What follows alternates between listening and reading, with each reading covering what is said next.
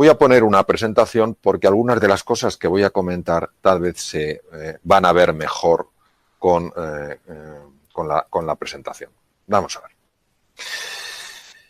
Quiero hablaros de dos personajes a los que obviamente tengo un gran respeto y que sin embargo obviamente en sus ideas no fueron personas perfectas, como no lo somos ninguno. Son dos personas que han influido de una forma decisiva en toda la civilización occidental y sus ideas se han convertido en formas de ver la realidad, en formas de ver las cosas. Han alterado profundamente la percepción. Nosotros sabemos que cuando alguien nos cuenta ciertas cosas, empieza a afectar a cómo vemos esas mismas cosas. Es preciosa la historia, por ejemplo, del gran pintor francés, del impresionismo francés, Monet. Monet era un hombre obsesionado por la luz.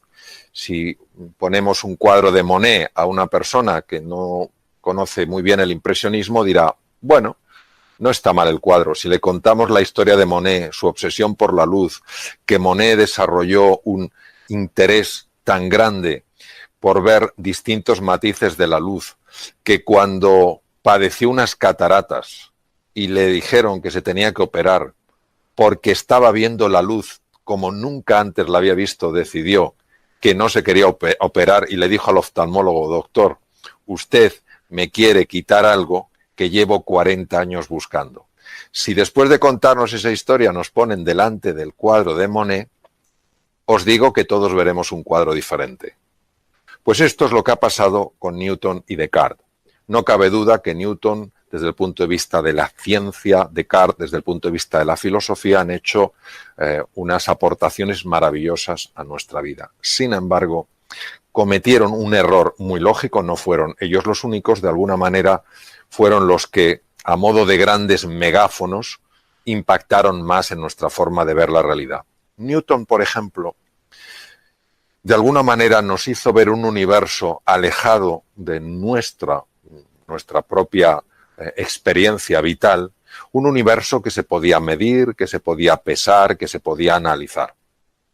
Obviamente nosotros llevábamos viendo un universo ajeno a nosotros, unas cosas separadas de nosotros mucho antes de que apareciera Newton, pero de alguna manera Newton reforzó la relación del mundo interior con el mundo exterior. El mundo interior se podía acercar al mundo exterior, los planetas, las leyes de la Tierra, como un explorador que hiciera una fina disección, que analizara, que conceptualizara aquello que había. Por otra parte, Descartes, en el siglo XVII, hace 350 años, hizo un estudio muy profundo de la naturaleza y llegó a la conclusión de que había dos tipos de naturalezas. A una la llamó la res cogitans, era la mente, los procesos mentales. Y otra era la res extensa, lo físico, lo que se puede pesar y medir, por ejemplo, el cuerpo. Y él consideró que lo único realmente fiable era la mente. Y que el otro no era tan fiable porque los propios sentidos te podían engañar. De aquí nace el conocido dualismo cartesiano, pero veréis las implicaciones que esto ha tenido en nuestra forma de percibir la realidad y en nuestra forma de entender dónde está la oportunidad. Descartes pensó que los procesos mentales no podían afectar a los procesos físicos sencillamente porque no había conexión entre ellos. La res cogitans, lo mental, y la res extensa, lo medible, lo pesable, eso no estaban conectados. Con lo cual, nosotros éramos puros observadores pasivos de una realidad que podíamos, siguiendo a Newton, analizar, describir, categorizar y explicar. Esto tiene unas implicaciones de tal profundidad que si nos paramos a pensar y conseguimos que haga clic esto en dimensiones hondas de nuestra existencia, se produce un antes y un después. Resumiendo lo que hemos visto hasta ahora, Newton y Descartes, como muchos otros científicos y filósofos anteriores, nos hacen percibir que el mundo exterior está fuera, el mundo interior es el que está dentro de mí, no están conectados y lo que yo puedo hacer en relación al mundo exterior es sencillamente entenderlo, manipularlo, analizarlo, categorizarlo y explicarlo. ¿Qué es lo que ocurre? Pues que esto lleva al ser humano a una situación apasionante. Una situación apasionante cuando el mundo que ha conocido, el mundo exterior que ha conocido, cambia bruscamente. Ya no es el mundo de antes. Si os dais cuenta, antes podíamos pasear donde nos diera la gana. Podíamos ir a un cine, podíamos ir a un teatro, podíamos ir a un restaurante a celebrar una noche magnífica con nuestros amigos, podíamos abrazar a nuestros padres, a nuestros hermanos, a nuestros amigos, darnos la mano, darnos besos, y ese mundo de repente desaparece. Teníamos una situación económica que nadie podría decir que era especialmente fácil, pero estaba más o menos gestionada. Teníamos nuestros problemas, nuestras dificultades y de repente enormes paralizaciones de empresas. No se puede ir a los hoteles tienen que cerrar. ¿Qué pasa con el turismo? ¿Qué pasa con los aviones, líneas aéreas que quiebran? Entonces, este mundo de repente adquiere todo aquello que a nosotros los seres humanos nos disgusta. Incertidumbre, ambigüedad, volatilidad, complejidad, me siento inseguro. Y entonces tiendo a aferrarme a lo que sé hacer, a mantener mi estatus como sea, a seguir fiel a mi grupo, porque lo que quiero es sentirme seguro. Ahora, aquí es donde nos tenemos que parar un instante, queridos. ¿Por qué me siento seguro en mi zona de confort? ¿Y por qué me siento inseguro ante ese otro mundo exterior a mí que ha cambiado? Precisamente porque me veo ajeno a él. Creo que el mundo exterior está ahí, el mundo interior está aquí. Por eso cuando me han hecho alguna entrevista y me han preguntado ¿cuál cree que es el mundo que nos vamos a encontrar? De nuevo vemos en esta misma pregunta el reflejo del paradigma de la forma de ver de Cartesio. Nos lo vamos a encontrar porque es ajeno a nosotros. ¿Y si esto fuera un error de primer orden? Que tuviera unas consecuencias absolutamente extraordinarias. Imaginaros el mundo que se nos puede abrir si descubrimos que hay un error, tanto en la visión de Newton como en la visión de Descartes y en la visión de muchas otras personas. Dejadme que os explique ahora un aspecto de lo que se llama la neurociencia afectiva. La neurociencia afectiva es la parte de las neurociencias, las ciencias del sistema nervioso, que estudia todo lo que tiene que ver con el mundo de los sentimientos y de las emociones. En el centro de la imagen veis un punto rojo. Ese punto rojo es la amígdala. La amígdala, hay dos amígdalas, las que tenemos obviamente en la garganta y las que tenemos en el cerebro, que no tienen por supuesto nada que ver. Me refiero naturalmente a las que tenemos en el cerebro. En ese núcleo que veis ahí, tan pequeñito, tiene el tamaño de una almendra aproximadamente, está ni más ni menos que el núcleo central del miedo. Es nuestro detector de miedo. ¿Qué quiere decir? Que si yo este mundo que está envuelto en una pandemia, solo lo percibo como ajeno a mí, a ver qué más desgracias me trae. Si solo veo un mundo incierto, hostil, volátil, ambiguo, y yo me veo a mí mismo como una víctima que tiene que ver cómo sale adelante ante esta tormenta que está sacudiendo a la humanidad entera, os voy a decir lo que pasa. Lo que pasa es que se activa ese núcleo central del miedo en la amígdala y se desactiva lo que veis ahora en color rojo. Ni más ni menos que la parte del cerebro que es absolutamente imprescindible para adaptarse.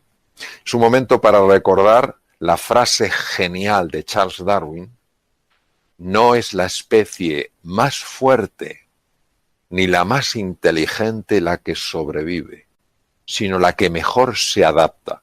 ¿Cómo nos vamos a adaptar, queridos? Si la parte del cerebro, la parte más moderna, la corteza prefrontal, no funciona adecuadamente porque está activado el núcleo central del miedo. Ni podremos negociar, ni podremos ser creativos, ni podremos innovar, ni podremos emprender, ni podremos cooperar, ni podremos descubrir la oportunidad en medio de la dificultad, porque si hay una estructura en el cerebro clave precisamente para que eso suceda, es esa región, las áreas prefrontales del cerebro. Luego nosotros tenemos que ver cómo se puede desactivar ese núcleo central del miedo para que pueda mantenerse activada la zona que nos va a permitir a todos adaptarnos, mejorar, crecer y evolucionar. Como lógicamente soy médico, he ejercido la cirugía 26 años, aunque desde hace unos largos años ya no estoy en el ejercicio clínico, sino en la investigación y en escribir y transmitir estos conceptos, sí me importa mucho deciros que cuando se enciende el núcleo central del miedo en la amígdala, no solo se desactiva la parte anterior del cerebro, que es precisamente, como hemos comentado, la que nos ayuda a adaptarnos, es que además tiene profundos efectos a nivel del cuerpo. Si veis en la zona inferior de la presentación, con un color rosado, veréis que pone cortisol. El cortisol es una sustancia, es una hormona producida por las glándulas suprarrenales y que se utiliza mucho en medicina en situaciones muy importantes. De hecho, ha sido muy utilizado cuando en la situación actual con el COVID-19 se producía una reacción excesiva al sistema inmune y un cuadro inflamatorio. Se utiliza también en los trasplantes, etc. Pero cuando el cortisol es liberado por procesos mentales que están interpretando un territorio incierto como un territorio hostil sin siquiera haberlo conocido, solo por unos fragmentos de información, por importantes que sean, el cortisol empieza a liberarse de una forma anómala en la sangre, no gestionada por un profesional, sino anómalamente en la sangre. Y esto no solo afecta a los órganos que veis debajo, tubo digestivo, hígado, sistema cardiovascular, corazón, pulmones, sino a esa célula que veis a la derecha, que es una de las células más sensibles al cortisol. Es el linfocito asesino. Imaginaros lo brutal que tiene que ser en su ataque para que a este linfocito, que es parte de nuestro ejército, le llamen asesino. A mí me recuerda en la guerra de las Malvinas cuando decían que los británicos iban a mandar a las Malvinas a los gurkas. No sé si acordáis de aquello. Los gurkas tienen una fama de ser gente que se escabullía, se metía sin que les pudieran ver, usaban cuchillos, degollaban a la gente, no sé si recordáis aquello. Pues de alguna manera siempre ha habido dentro de los ejércitos tropas especiales, tropas muy entrenadas para entrar en las líneas del enemigo, pues nuestra tropa especial, o al menos una de ellas, es ese linfocito, el linfocito asesino NK Natural Killer, asesino natural. Bien, este es un linfocito especializado en el ataque sobre todo a dos tipos de agentes nocivos, las células cancerígenas, número 1, y los virus. Acordaros que el COVID-19 es un virus. Los virus y las células llenas de virus para que no revienten y llenen de virus el torrente sanguíneo. Pues bien, la liberación excesiva de cortisol anómala generada por la mente es capaz de bloquear, al menos parcialmente, el funcionamiento de los linfocitos asesinos. Fijaos qué curioso como en un momento determinado donde tenemos que tener un sistema inmune lo mejor modulado posible y unas capacidades cognitivas lo más hábiles precisamente para que nos podamos adaptar, fijaros qué curioso cómo cuando uno está contemplando el mundo exterior ajeno, hostil, sucede todo lo contrario, cae nuestro sistema inmune, su modulación empeora y las capacidades para adaptarse también bajan. Por eso nosotros tenemos que cambiar esta pregunta. ¿El mundo que nos vamos a encontrar? No. El mundo que juntos podemos crear.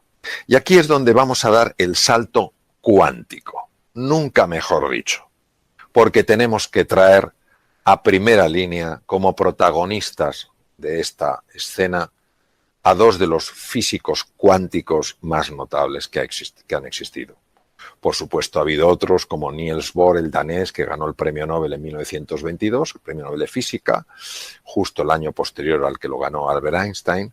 David Bohm, que conoció a Einstein, trabajaron juntos, quiero decir, en el mismo lugar en Princeton, en la Universidad de Princeton, Estados Unidos, y son estos físicos, Bohm, Einstein, Niels Bohr, etcétera, etcétera, los que nos han descubierto dónde estaba nuestro gran error. Y el gran error está en lo siguiente.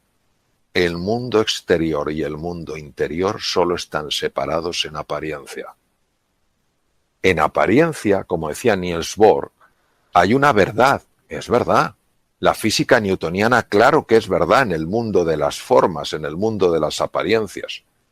Claro que en el mundo de las apariencias lo que decía Descartes parece que es verdad, que la mente va por un lado y el cuerpo va por otro.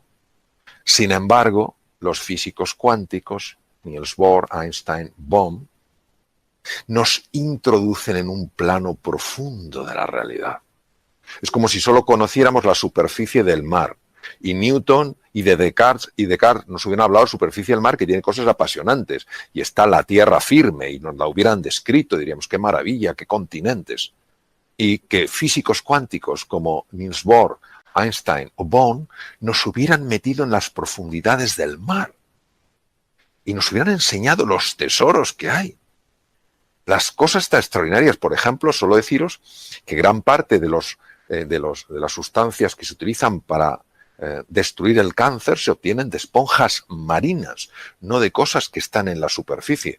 Por tanto, la física cuántica jamás ha estado en contra de la física newtoniana. Lo que ha hecho es complementarla, lo mismo que el fondo del mar no está en oposición a la superficie del mar o a la tierra firme.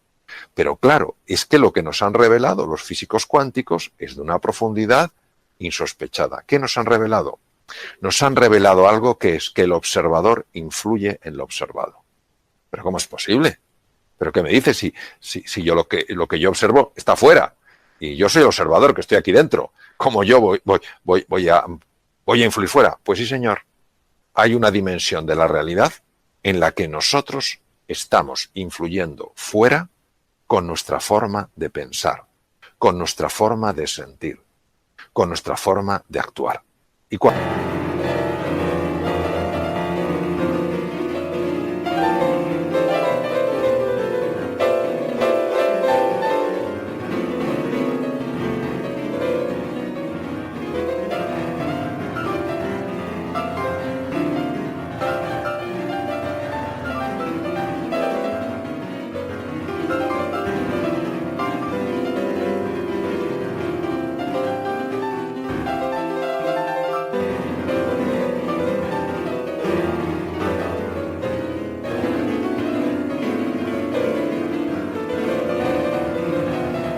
tiras del hilo y te vas para atrás, te das cuenta de que Carl Gustav Jung, probablemente de los psiquiatras más extraordinarios que ha existido, ya lo vio.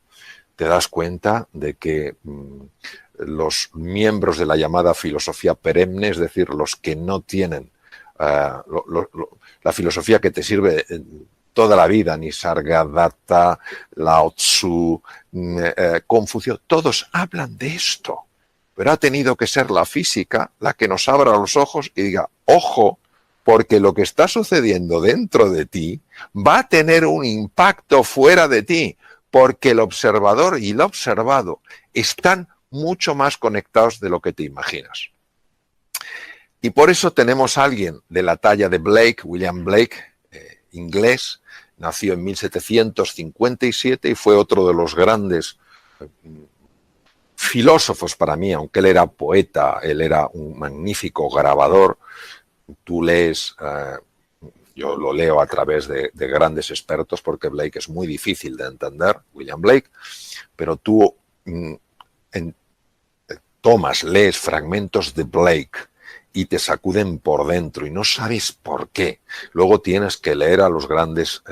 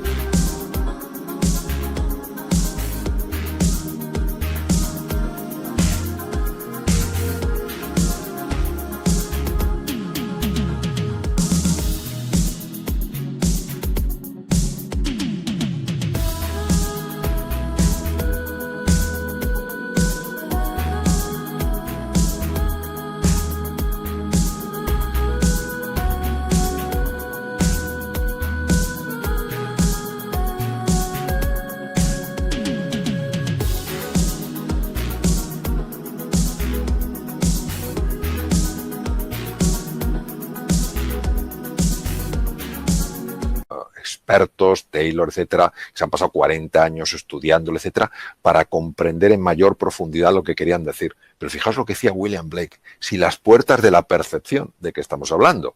De abrir la mirada, de que ya no hay un mundo fuera y un mundo dentro, sino que es un mismo mundo que da la apariencia que una parte está fuera y otra dentro. Si las puertas de la percepción fueran limpiadas, física cuántica, la realidad parecería como es, infinita. El mundo en un grano de arena, el paraíso en una flor, la eternidad en una hora, todo lo existente en la palma de mi mano. Pero es que hubo un científico por el que yo siento absoluta pasión.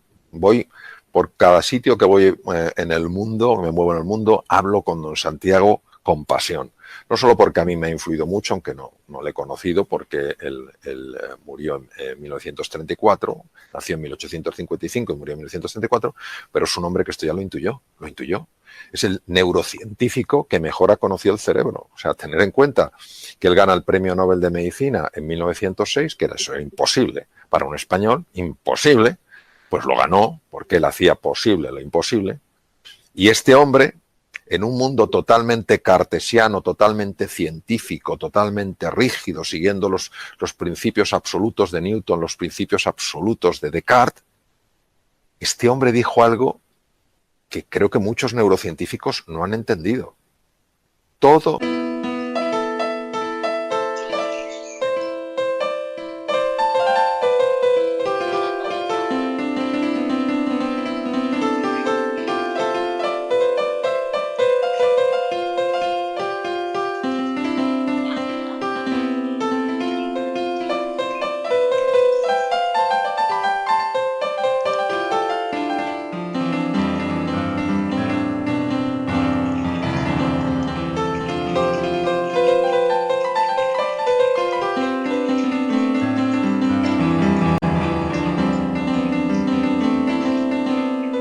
ser humano puede ser, si se lo propone, escultor de su propio cerebro.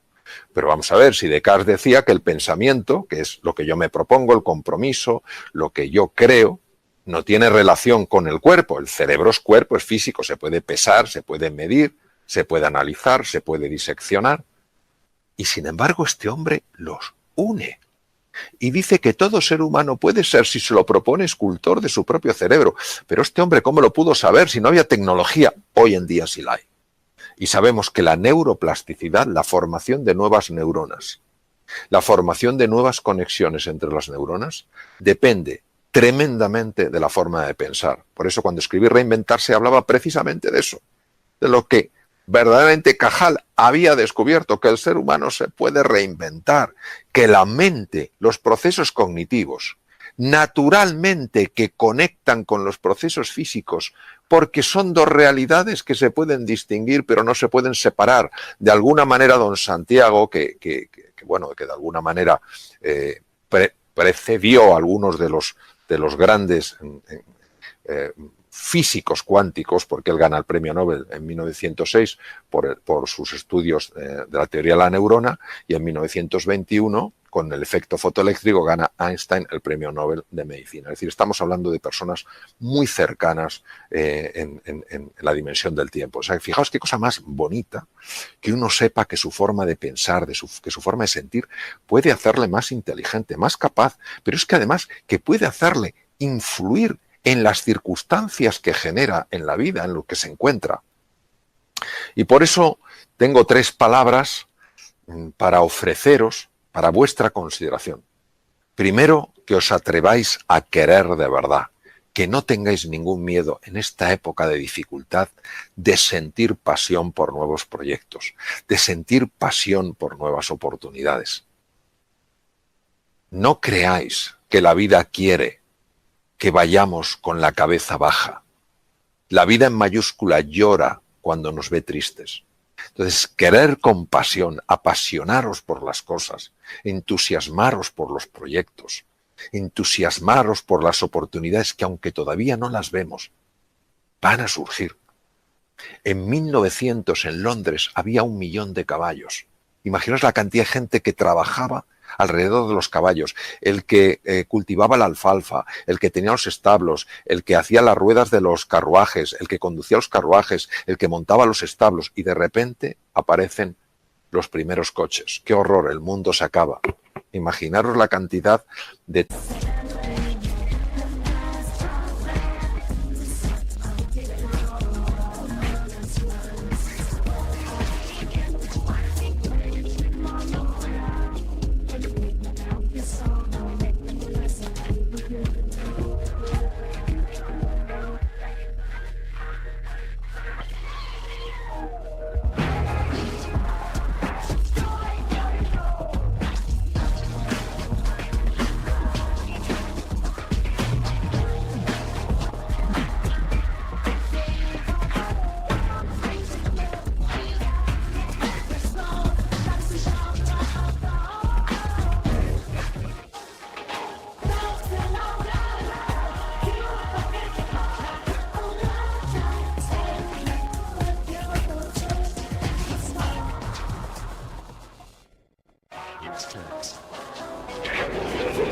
trabajos, de oportunidades, de posibilidades que han abierto los coches. Entonces, querer con intensidad, sentir pasión, porque hay un mundo de oportunidad. Ya sé que no lo vemos, ya sé que no lo vemos.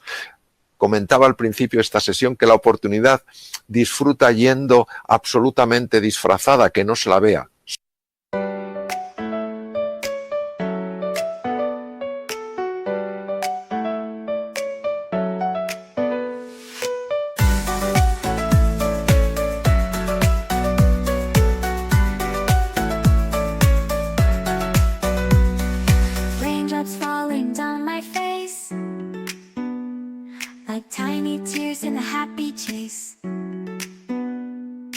Hopping through the puddle sea, colors dancing wild and free. Skies are gray but I don't mind. Cool raindrops on my skin I find. Kicking off my Saturday, watch the clouds just drift away.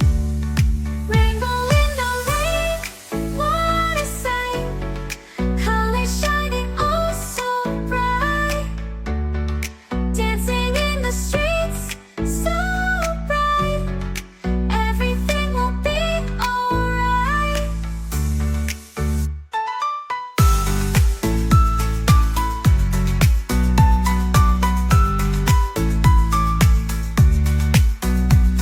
Umbrella spinning, twirling round. A colorful halo on the ground. Music playing on the sand. Skipping beats, the heart will sway. Feel the world come out to play. Lightning cracks, but don't you fear. Magic shines when skies are clear. Raindrops whisper secrets true. A hidden beauty shines right through. Rainbow in the rain, what a sight. Colors shining oh so bright. Dancing in the streets so bright. Everything will be alright. Raindrops falling sun peeks through. Rainbow magic make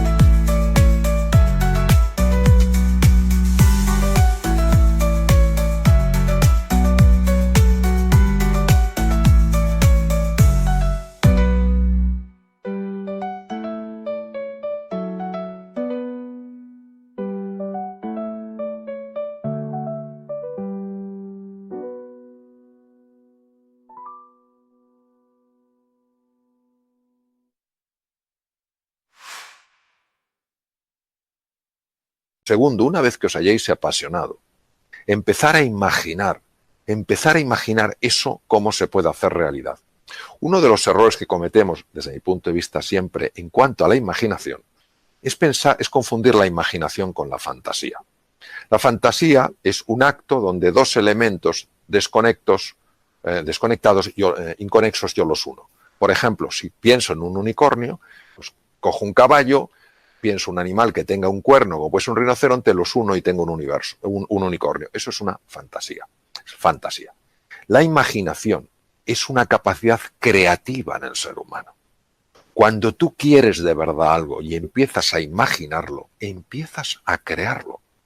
Por eso uno acaba creando lo que imagina, porque como el observador se afecta al observado, lo que tú imaginas que está animado con el fuego de la pasión busca su expresión natural en el mundo exterior, generando circunstancias favorables para tu avance, para tu progreso. Porque el mundo interior y el mundo exterior, de nuevo, recordémoslo, son parte de la misma realidad. Podemos distinguirlo, pero no podemos separarlo. Lo que sucede dentro de mí también afecta a lo que me pasa a mí. Entonces, y para abreviar, haciendo un resumen, evitemos, queridos, tomar la posición de una víctima. Ya sé que esta situación es dura. Hablo con conocimiento de causa. Esta situación es muy dura. No le quitamos dureza. Ahora, esta situación no es más dura ni más fuerte que lo que somos nosotros sacando nuestra mejor versión y ayudándonos unos a otros. Enfoquémonos en conseguir lo que queremos, no evitar lo que no queremos. Si estamos hablando de pasión, si estamos hablando de entusiasmo, uno no se entusiasma por evitar lo que no quiere, uno se entusiasma por conseguir lo que realmente quiere. Recordemos siempre que la imaginación tiene en sí la capacidad de crear, no solo de describir, sino de crear, de materializar. Utilicemos un lenguaje que nos ayude, no que nos anule. El lenguaje es nuestro pensamiento es lingüístico.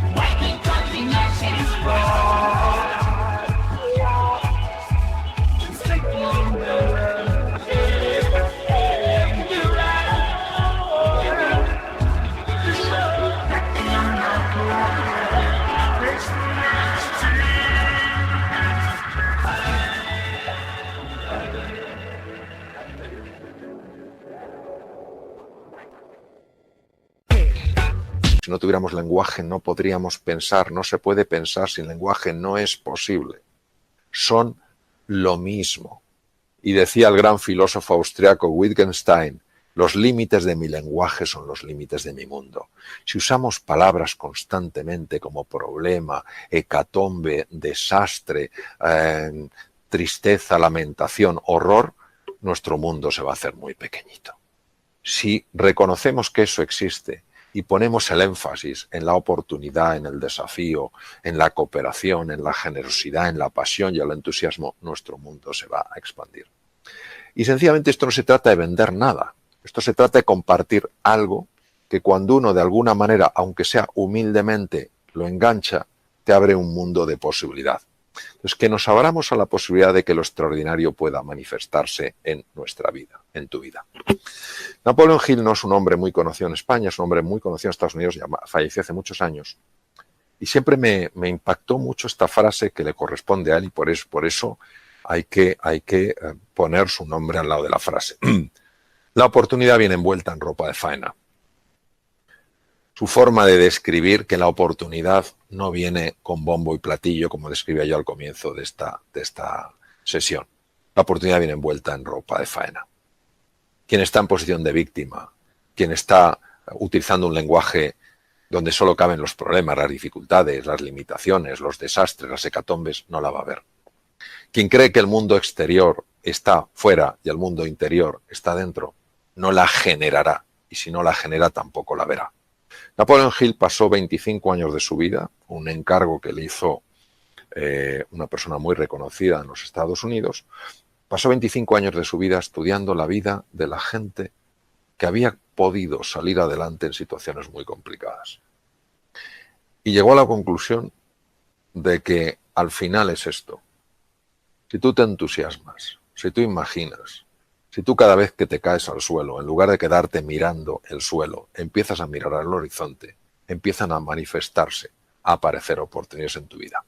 Entonces eso es lo que yo quiero dejaros como final de esta sesión, que busquéis la oportunidad, que esa oportunidad está, que uséis los recursos extraordinarios que tenéis para decir sí a la vida, para decir sí a este nuevo mundo que nos encontramos. Cuidaros mucho y un abrazo muy fuerte.